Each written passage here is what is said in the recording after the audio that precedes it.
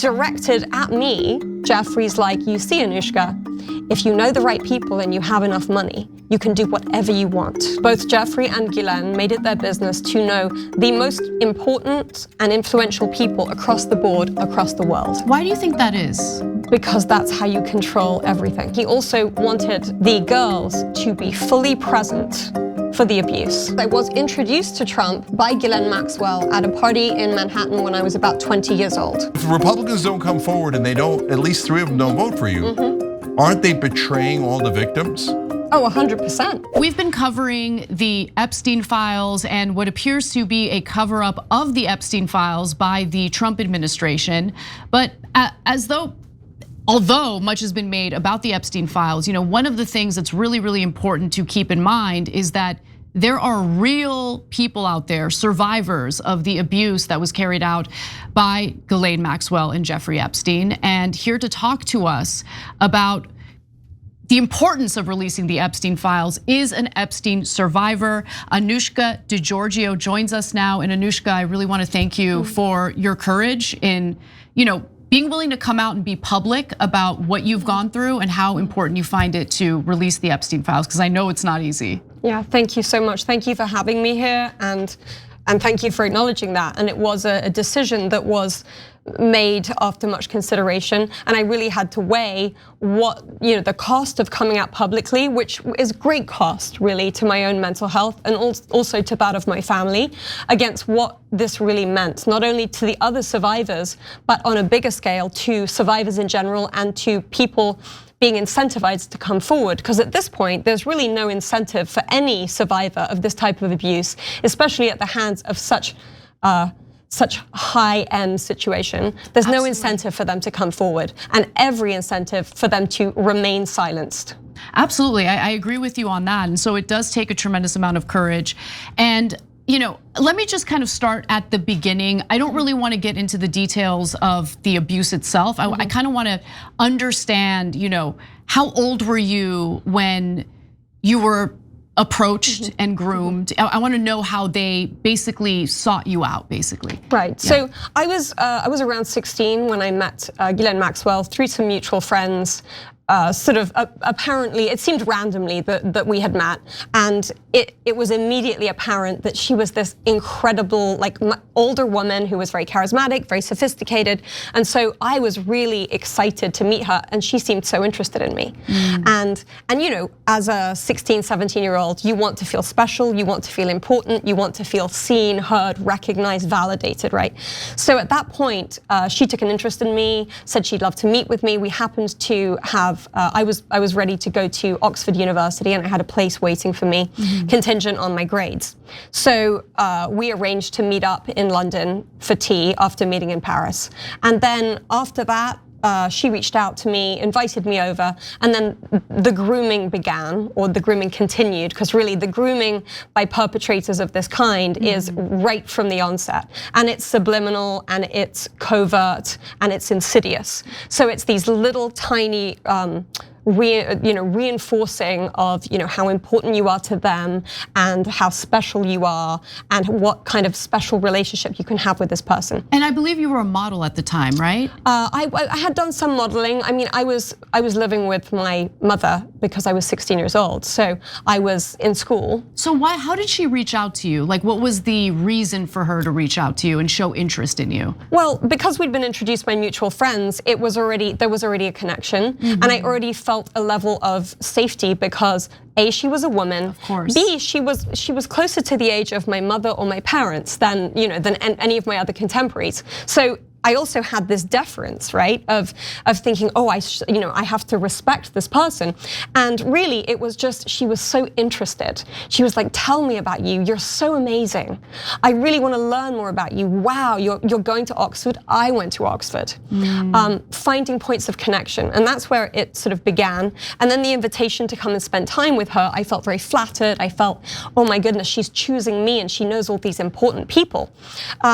And so then when I had tea with her, this reinforcement continued. And she mentioned very casually about her boyfriend, Jeffrey, who I then realized, or subsequently have realized was Jeffrey.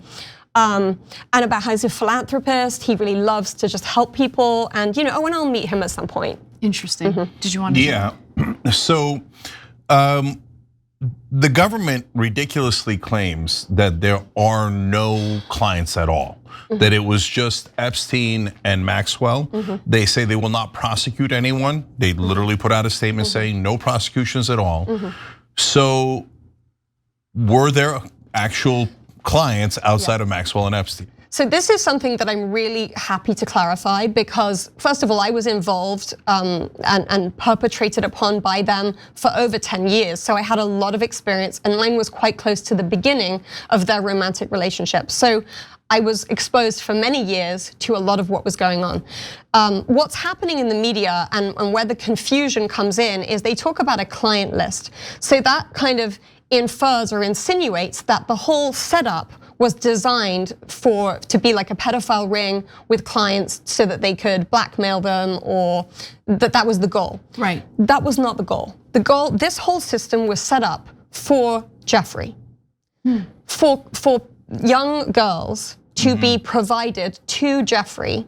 And Ghislaine was the one who was setting that whole thing up. And often it was her idea because she so wanted to please Jeffrey that she was going out and finding these girls. Now, that doesn't mean that as a byproduct, and as the girls aged out, they weren't then passed off to other perhaps significant friends or business connections of both Jeffrey and Ghislaine. So were there other men? There were other men, yes. That wasn't the main setup. So the idea of a client list is not actually a physical thing where somewhere we're gonna find this list and it's sort of, you unroll the scroll and it goes all the way down to the floor. There are a few people. I think the main thing to think about here is not so much a client list, although yes, we would love for those men to be held accountable, but it's more the people who enabled this. And this is like, if you look at following the money, because there's a bunch of money out there. Right. Okay, there's a bunch of people who facilitated this. Look at the people who were closest to Jeffrey, closest to Ghislaine, the people who enabled this, not the lower, sort of the staff on a lower level, because really you can see them as kind of being victimized also by fear, by intimidation. But look at the people who helped him run his operation, and then look for where his money went. Right, but none of those men have been prosecuted. Has the government ever given you a reason why none of them have ever been prosecuted? No, we've had a few excuses and sort of dismissive kind of explanations that really don't explain anything. And many of the other women with whom I'm in touch are very keen to see these other people held accountable. And every time we meet, like we just had a private meeting with Congress, with Speaker Johnson and lots of other congressmen. And it appeared as though they were receiving this information for the first time, which is so frustrating for us because we have told law enforcement, we have told FBI, we have testified in court. We've been in so many situations where we're like, here's the information. Brad Edwards and Brittany Henderson of the crime victim law firm, he started this whole thing, He's been working on this for years and years. He's been saying, here you go, here you go. And now at that meeting with Congress, which was a private meeting, they said, please hold us accountable. We want to help you get this thing done. Can you please give us a roadmap? And Brad Edwards and Brittany Henderson said, we absolutely will do that. We will be in touch with you. We will show you where to look. So who said hold us accountable? Members of Congress? Yes. Really? Which members of Congress? Are we talking about like Thomas Massey, Marjorie Taylor Greene, the usual suspects who seem to actually care about this issue? Yes. Okay, okay, that's good to know. Now, I am very curious what the properties were like. Now, there's been some reporting, the New York Times just republished some details about one of Epstein's properties in Manhattan. And what really stands out to me are the cameras. And so, did you notice the documentation of these crimes happening? Were there cameras in the rooms? Like, were Ghislaine Maxwell and Jeffrey Epstein essentially recording proof of what was going on in these rooms? I believe so, and I believe there's evidence that to support that. It wasn't something that I was aware of, and you have to remember, I'm 48 now. Right. So when this was happening, between 16 and then right up to when I was almost 30, especially in the early days, this was not a thing that I didn't know about cameras or hidden cameras. I also, when you're in a situation where you feel, where you've already been groomed, where you've already been victimized, the only thing you're thinking about is how do I keep myself safe in this moment and how do I get through this? Right, you know? Right. So at what point did you realize that you were in danger, and what kind of tactics did Epstein and Maxwell use to essentially keep a survivor like you quiet as this abuse was going on? So I think there was sort of very obvious ways, and I think this is part of the grooming thing, which is right from day one. There's this assertion of constantly reinforcing that we are very powerful people, we're very important people. Look how the staff around us are so deferential to us. Look how they're frightened of us. And in truth, the staff were far more frightened of Ghislaine than they were of Jeffrey, because she could be this very charming, elegant woman who was soft-spoken, and then she would turn around if there were not enough blueberries in, Jeffrey's muffin. God help that poor, member of staff. And so as a young girl, and I'm talking about like an 85-pound 17-year-old, I'm watching this, and this is how we navigate socially, right? This is how we learn as children. We watch and we're like, what is the dynamic? What is safe? So there were these little sort of micro signals all the time, but then there were the more significant and direct threats where, for example, Jeffrey met with a significant person in Palm Beach with me, and I'm not gonna get myself sued by saying who it is, but they're having a conversation about somebody getting away with something, right? Interesting. And I'm sitting there taking it in, being like, okay, and then directed at me, Jeffrey's like, you see, Anouska, if you know the right people and you have enough money, you can do whatever you want. Yeah, it's haunting.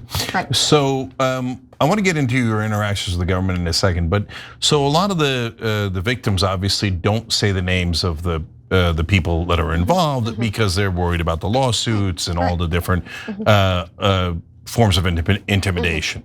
But has the government asked you what their names are, and have you ever seen them take any action in regards to those names? And I don't even know if they asked you. I mean, I can tell you what I've personally communicated, to the government within testifying at the trial, etc. I've seen a lot of notes be taken. I haven't seen specific action regarding prosecuting anyone else. I also have a deeper understanding now of how the legal system works and how it has to work, and the fact that you can't prosecute somebody who's involved in a case until the former prosecution that's connected is completely done and dusted, right? So when Ghislaine Maxwell was arrested, a lot of people are like, why are all the other people not being arrested? And you can't just go around arresting people who are all connected because the cases affect each other, right? I don't know about that. So maybe that's an excuse they gave you, but I think you could arrest co-conspirators together all the time. And prosecute them simultaneously. Yeah, but okay, so let's talk about the first time they reached out to you, right? Because they halfway prosecuted Epstein back in 2008. At that point, people begin to find out that this started to happen. Did they approach you at that point, earlier or later than that? No, they didn't approach me at all. I was never approached, and I never came forward until I reached out to Brad Edwards, because I mean, as a survivor of this, I was always looking. I would check the internet. I would look things up and say, is anything happening? What's this person doing? Because these people, I felt threatened by these people, so I wanted to know what was going on.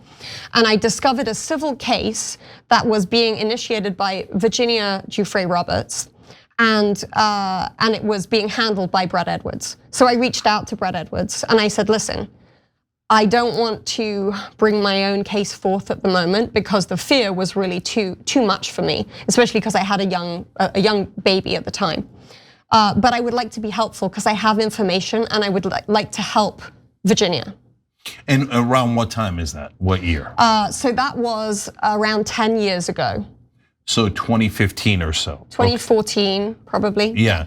So at what point do you talk to the government? So I didn't talk to the government until after Epstein died.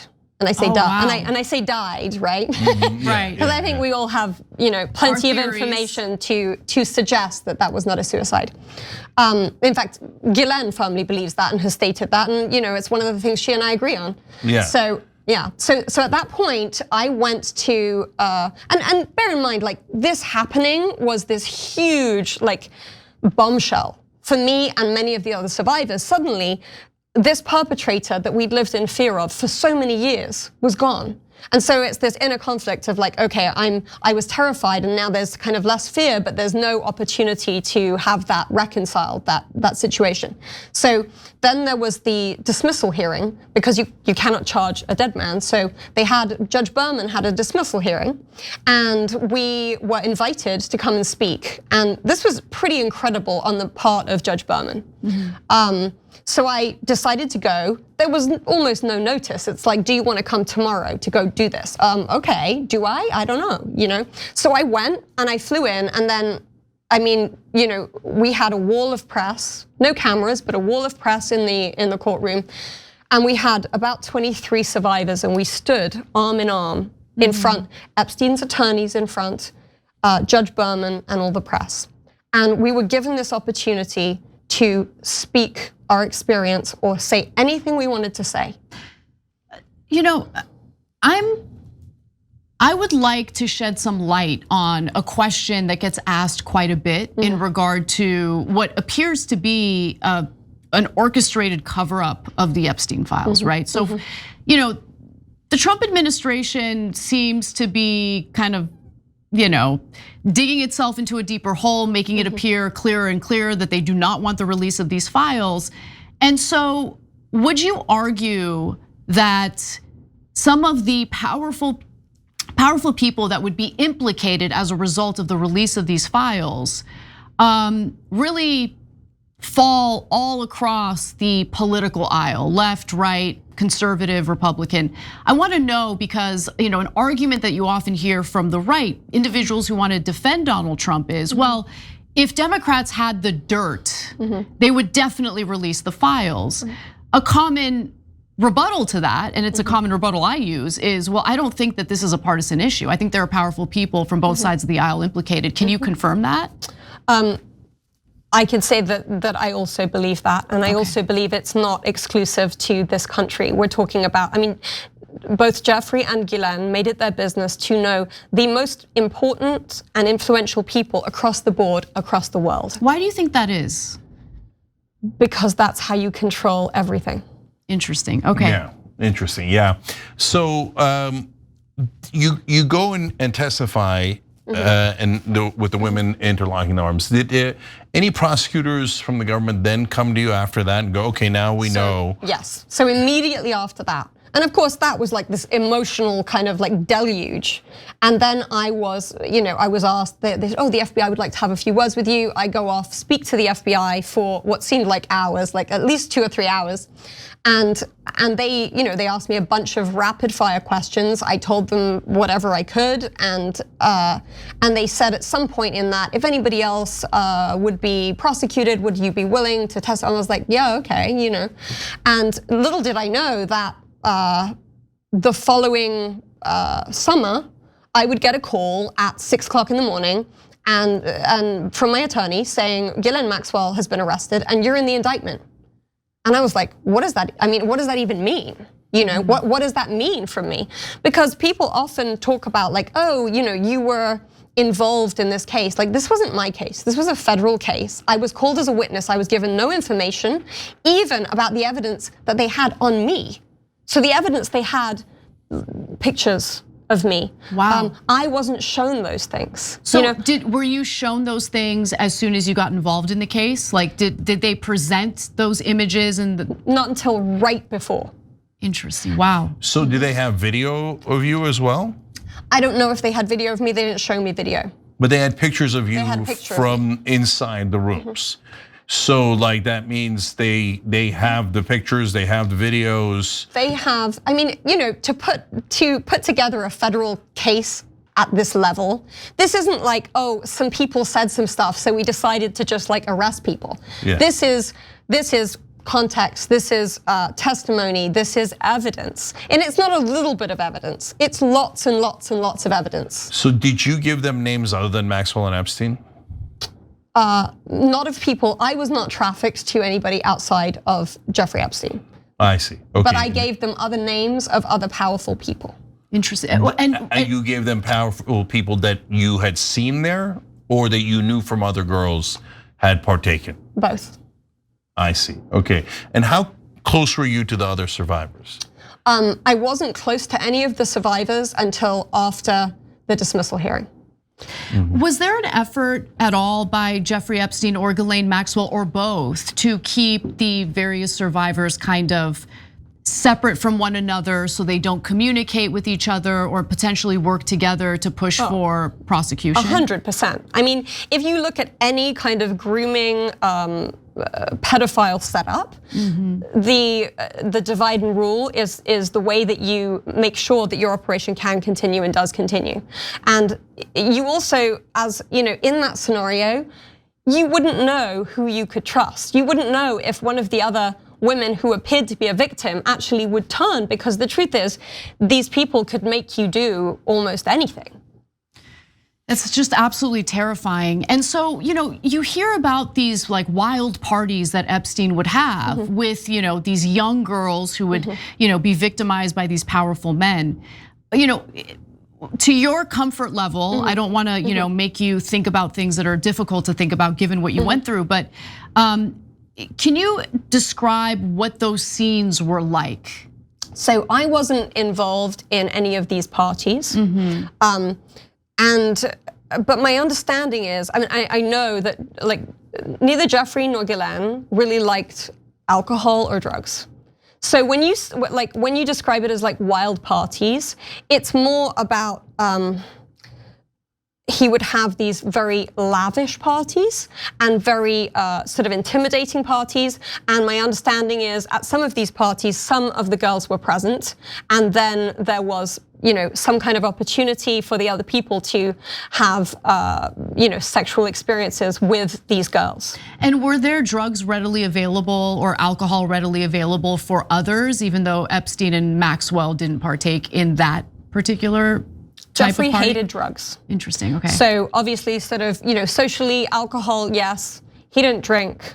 He didn't like anything to do with drugs. And he also wanted the girls to be fully present for the abuse. Wow. Oh, that's super interesting. Okay, so that's so sick. I mean, it's sick to drug the whole thing is sick, but the fact that he like made it known that he wanted, these girls to be fully cognizant of what was happening is just, there's like something really twisted about that. Yeah, so I don't know if you're allowed to talk about it, but in all those interactions over the 10 years, did you ever see Trump at any of these parties? I didn't see Trump at any of the parties. I was introduced to Trump by Ghislaine Maxwell at a party in Manhattan when I was about 20 years old. And this is something that's been documented, in fact, by the Mirror, which ironically used to, well, or maybe not ironically, was owned by Robert Maxwell previously. Right. The Mirror wrote a story about Ghislaine introducing me to Trump at a New York Manhattan event. And the article describes incorrectly a bunch of things that happened subsequently. And I mean, for clarity, I'm interested in the truth. Whether or not the truth suits my narrative, I'm here for the truth. Right. And there was a lot of misinformation within that article. And in that situation, I was very much brought to Trump as some kind of offering by Ghislaine Maxwell, like setting up like a date, right? Trump did not behave in any way inappropriately with me. Okay. And that's the truth. That doesn't mean that there weren't other inappropriate things that were done, but that was my experience, right? So you got the sense that you were given it as an offering, but Trump was at that point in time, for whatever reason, was not interested. That's right. Okay, how about Bill Clinton? Any interaction with him? I didn't have interaction with him, but I did have on multiple occasions, I was told of that he was coming, whether it was that he's coming to Palm Beach or he's coming to stay at the island. In fact, when I was on the island, Jeffrey and Ghislaine both told me like, oh, you're staying in the room that Bill likes. So if he comes, you might have to move from that room because that's the room he likes. No, well, at least they said move. Right. Okay. Yes. All right. The island, I've always been curious about that. Now, again, you're guessing here because you didn't have interactions with everyone involved, right? But like I thought, well, maybe you could go to his New York apartment, because you're in Manhattan, you had a business meeting or whatever. But going to the island feels like almost everyone who went there knew what was gonna happen. Do you think that assumption is correct or incorrect? I think that assumption is correct. I also can tell you that because of the way that all the properties were decorated, all the pictures of young, naked women, and this was across the board. It didn't matter whether you were on the island or you were in Paris, there was this like in your face kind of exposure to basically artistic pedophilia. And so you couldn't be at any of these properties and you'd have to be walking around with your eyes closed to not know. And to get on a plane to go to the island knowing this about Epstein, you know that you're very likely going to be offered a girl. Is that fair? I mean, this is not my experience. This is a speculation, but I would say that, I stick to what I said. I don't think anybody could go to any of these properties and not have an understanding of what might be going on there.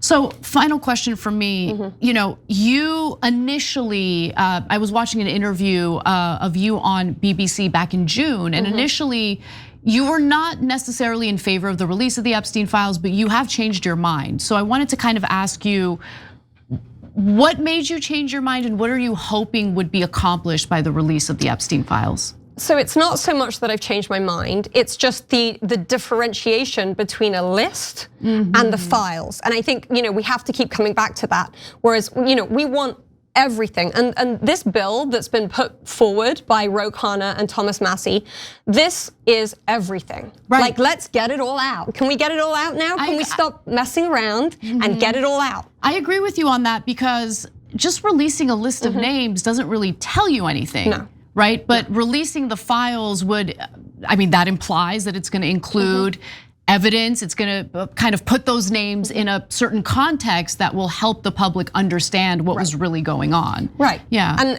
now, after this meeting, the private meeting with Congress and then the press conference outside, we have this opportunity, this window of opportunity. And thank goodness for those, like the 3 Republican congresswomen who came forward. I mean, Marjorie Taylor Greene was amazing.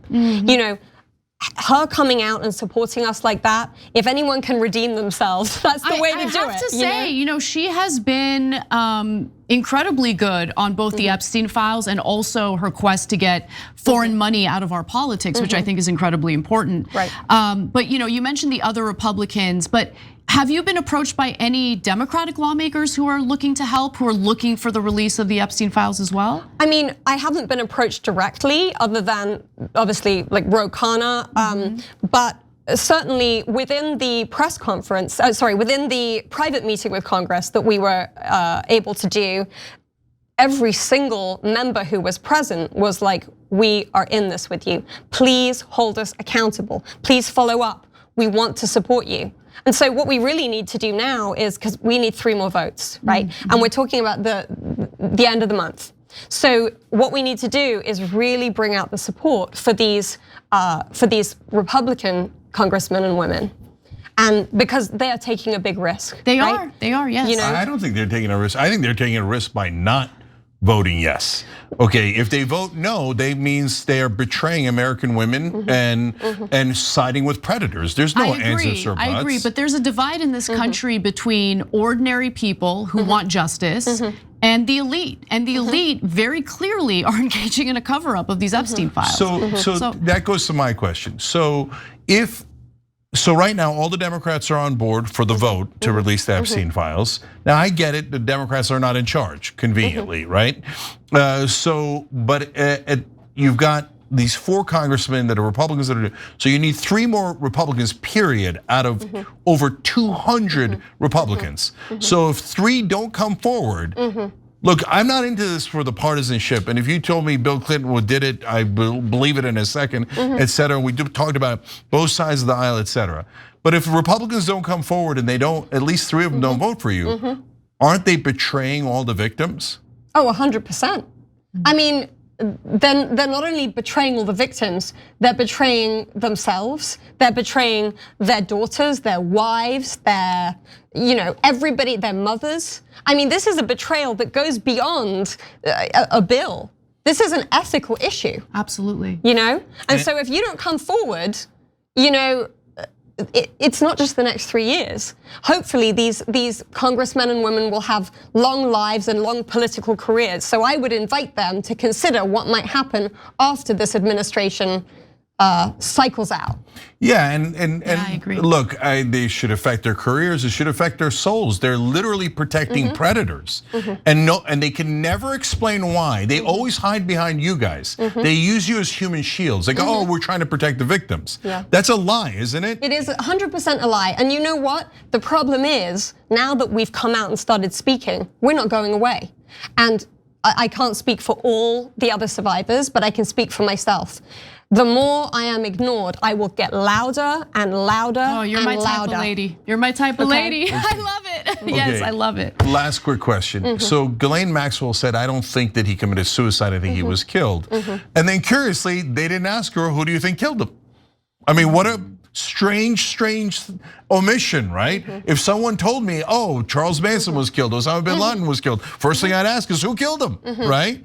You're talking about when she was interviewed by Todd Blanche. That's right. So that was an interesting setup, right? Yeah. And the main thing, and we can I don't really have an opinion about Todd Blanche particularly, other than the fact that he doesn't have enough experience and history in this case to be qualified to be questioning her. So it appeared to me that was all about getting some clarity, if you want to call it that, from Ghislaine Maxwell that Donald Trump didn't do anything bad. She gets rewarded with, Club Fed, with this fancier, nicer prison, which, by the way, I do want to ask you what you think about the fact that Ghislaine Maxwell was moved from, a more high security type prison, a prison where she belongs, if you ask me, to a more comfortable facility. I'm horrified. So are most of the other survivors. I mean, it's a betrayal of everything that I did, everything I sacrificed to testify. The 30 years that I've lived with surviving this abuse. But really now we have to look forward to what can we do. We need to get this bill passed. One other thing that I think is important is, I think you have to think about, we all can see that this is political suicide for Trump to be engaged in a cover-up, to be vetoing or trying to pressure people to not vote for this bill and have these files released. So if that's what he's willing to do, why? Why? Right? I mean, so that goes to who killed Epstein as well. Now we're in the guessing territory because you don't have personal experience, and neither do we. But so, I mean, I would, as powerful as those particular predators were, it's hard for me to imagine that they have enough power to kill someone inside a US prison and get away with it, right? Really? But an intelligence agency would have enough power to kill someone inside a US prison and get away with it. So that's me guessing. Do you have a guess? I don't really have a guess. I have questions. I have questions. I can see that. My main question is, if the fear is not political suicide, what's worse than that? And who is, and everyone seems to think that, Trump is maybe controlling Ghislaine and manipulating this. No, I think it's probably the other way around. Yeah, I do. In fact, ever since Ghislaine was moved to that more comfortable facility, I noticed that the Epstein leaks stopped. That's notable. I mean, I could be proven wrong. There could be more leaks soon, who knows? But I have noticed that those leaks stopped after she was moved to Leaks about Trump. Leaks about Trump specifically, yes. Yeah, interesting. I suppose intelligence agencies could do leaks, and they could decide to stop doing leaks if one of their assets got favorable treatment. But I mean, I knew Trump a little. I know Ghislaine really, really well, and she is extremely smart. She is, and very manipulative. Yes, and she would not leave this to chance, and there is a reason that she is doing well and Epstein is not. That's amazing. Interesting, yeah. And of course, she had a powerful father too, who wrote about you in the Daily Mirror, who was a legendary Israeli spy, stole America's nuclear secrets, but yet was allowed to own newspapers and publishing companies in Britain, in the US. Things that make you go, that is super strange that a super spy for Israel is allowed to own all those things in the UK and the US. Publishing houses that published our history books, our social studies books in public schools. Anyway, we're now well down that rabbit hole. But Anouska, unfortunately, we're out of time. I want to thank you for speaking with us, but more importantly, I want to thank you for being willing to, for lack of a better phrase, put your ass on the line to ensure that there's justice for the survivors. I want justice for the survivors. I think the majority of the American people want justice for the survivors. And to your point, Cenk, this is not a partisan issue. There are Republican voters who are demanding the release of the Epstein files, Democratic voters who want it. The real question is, do the people in positions of power who actually have the ability to make a difference here, are they gonna do the right thing? And I guess we're gonna have to wait and see. Yeah, absolutely. Well, the support we need is to reach out to these congresswomen, these Republican congresswomen, let them know that we're supporting them. Let them know they're doing the right thing. They're on the right side of history. Because if we support them enough, I think they'll have the courage to do the right thing. I agree. I think politicians on both sides, whenever they've been in charge, have been abysmal and have betrayed you and the American people. But the voters on both sides have been terrific. And so Republican voters who've asked for accountability on this over and over again, you're absolutely right. This is your time. Call your congressman, your congresswoman, and say, why are you on the side of the predators instead of the victims?